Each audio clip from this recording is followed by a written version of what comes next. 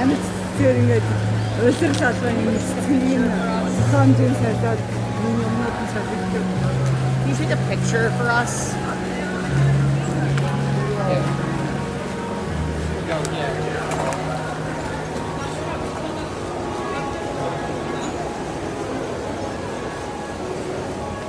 За энэ зочдууд дотор байрлах энэ гайхамшигтай цэцгийн үрээл нь өдөр бүр өөр сэдвээр энэ зөвхөн амьд цэцгээр чимгэлдэг чимгэлээ ингээ өөрчлөө яваад байдаг гэж байна. Лас Вегас хамгийн үзэсгэлэнтэй зуруудын нэг хүмүүс ингэж Америк зураг авах хэрэгтэй юм билээ. Шатагаас хүн буугаад зураг авах чашгүй байна. Жижигхэн талбайтай мөртлөөд бол зөвхөн энийг үзэхэд өчнөө хүмүүс ирж байгаа.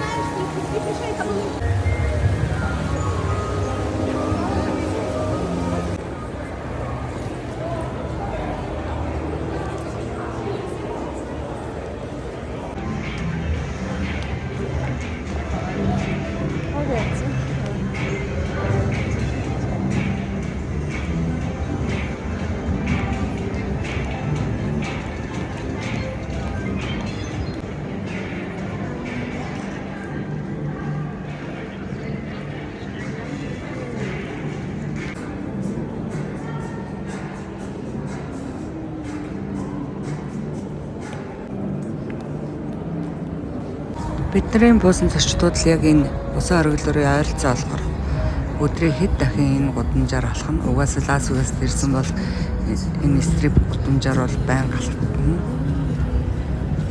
Лас Вегасыг энэ усан оргилуургүйгээр төсөөлхийн аргагүй.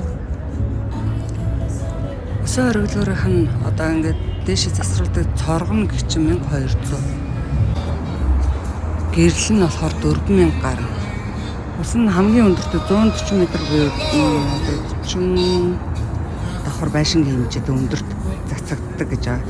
Тэгээ салхи хийхтэй үед автоматар нөгөө зам руу усан цацгаас хамгаалаад компьютераар шууд усын дээшээ засварладаг хэмжээг нь багасгачдаг.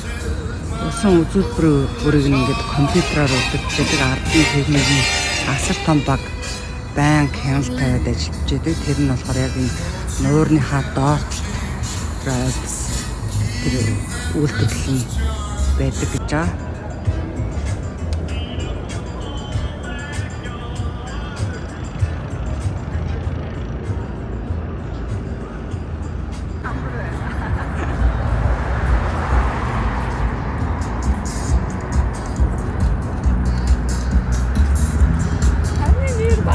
Ажгүй их миний нэрийг дуудаж чадах. Хав даалгаруулсан. Уншиж чадахгүй чинь нөө LTH гэдэг 3 гэгүүлэгт давхарлаад орцохоор бүр толгой нь